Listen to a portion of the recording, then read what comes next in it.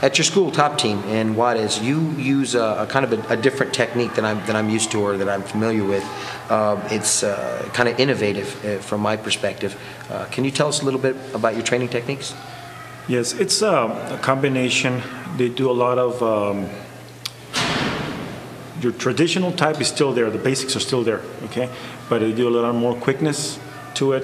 They add a little bit more gymnastics techniques in there, and you'll be surprised what the kids can do now. But it's quicker. I notice that sometimes people that come in with the old style have a difficult competing with some of these kids now because the U.S. has introduced this now, and we're trying to introduce it now into Mexico.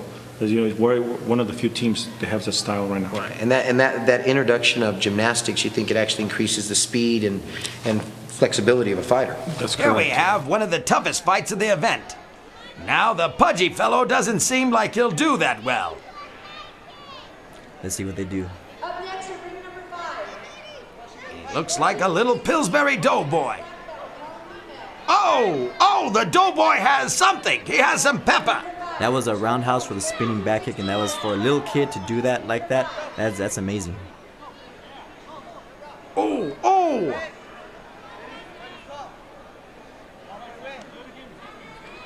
He seems ready to go.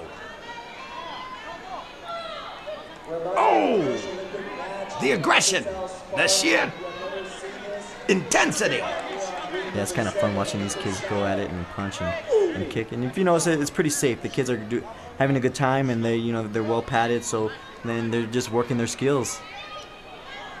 Oh, he pushed the little doughboy down. Ow! Why does he carry the little red rag on his belt? That's to tell. Wipe up blood? No, that is to let the referees know which side, because if you notice on the floor there's a red and a white marker. He's considered the red fighter, and then there's a white fighter. I'm all for the red fighter. Yeah, he's one of my students. They're good sportsmanship. Very good sportsmanship. That's what I love. There is good sportsmanship between the students and the coaches.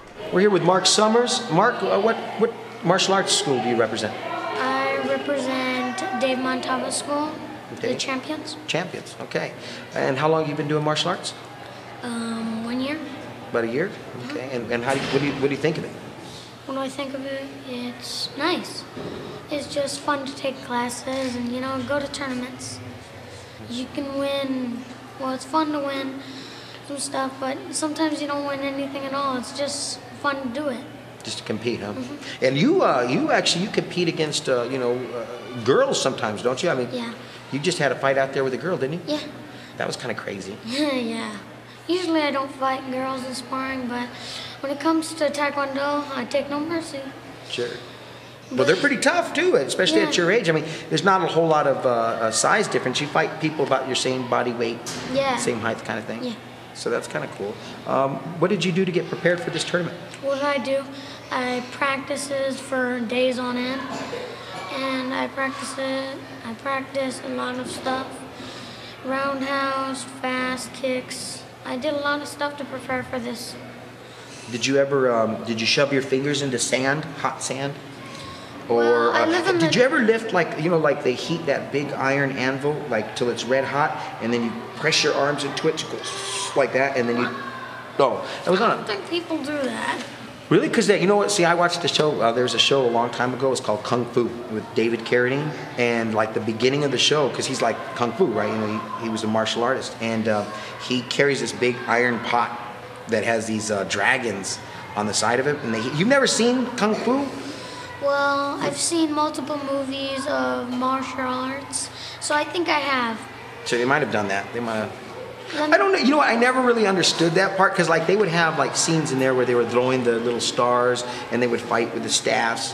And I was thinking, okay, that makes sense, because you could throw one of those stars at somebody, or you could hit him with a stick. That's fighting. But what was the purpose of burning your arms with dragon tattoos? I don't get that either. Yeah, that was because pretty much like a permanent scar. That's what I'm saying. You're pretty smart.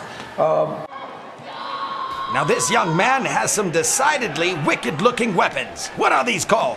These are the commas. These are. Well, I guess that would have put a pause in any fight. And actually, they're just gonna put him to work here if you watch it. This basically, I believe he's a world champion. This kid right here. So you see the intensity of the weapons. He has a very high-pitched voice. And basically, he's showing his intensity as he's working his form. So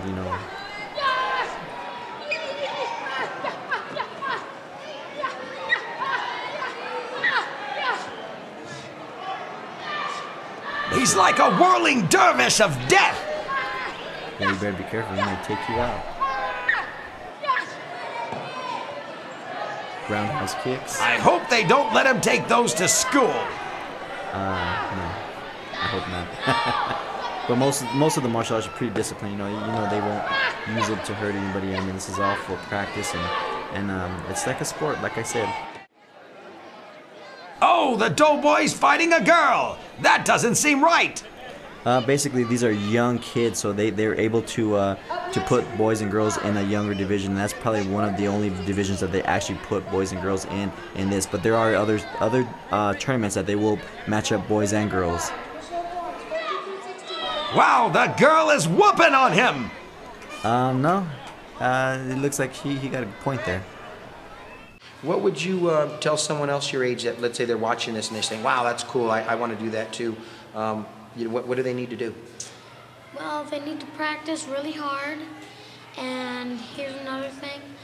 They have to obey the master, because if they don't, they'll never become a 10th degree black belt. Or they might not even turn another belt. Because the most important rule of martial arts is obeying your master. Wow, obedience to your teacher.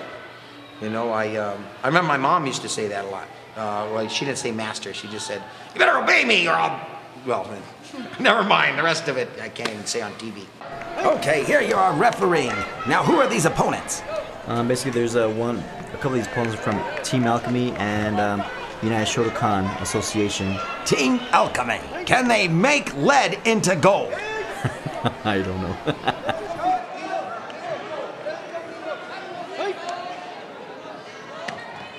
Oh, he got kicked in the groin area. This fight seems unevenly matched. One opponent is clearly a head taller than the other. Well, basically, if you look at the belts, they're the same. They're on the same belt system. So these two competitors, it doesn't matter size. It just goes on your level of experience in the martial arts. Well, after seeing that groin kick, I'd have to disagree with you. Size clearly matters. Not really. Now, at the end of the fight, we see the fighters are awarded some type of acknowledgement. What's going on here? What they're doing here is we're giving places from 1st through 4th place, and kids compete for points at the end of the year, tally up the points, and they go up for their awards for Grand Champion of the Year. Remember how you said size does matter? Well, the little guy won that fight, so size does not matter.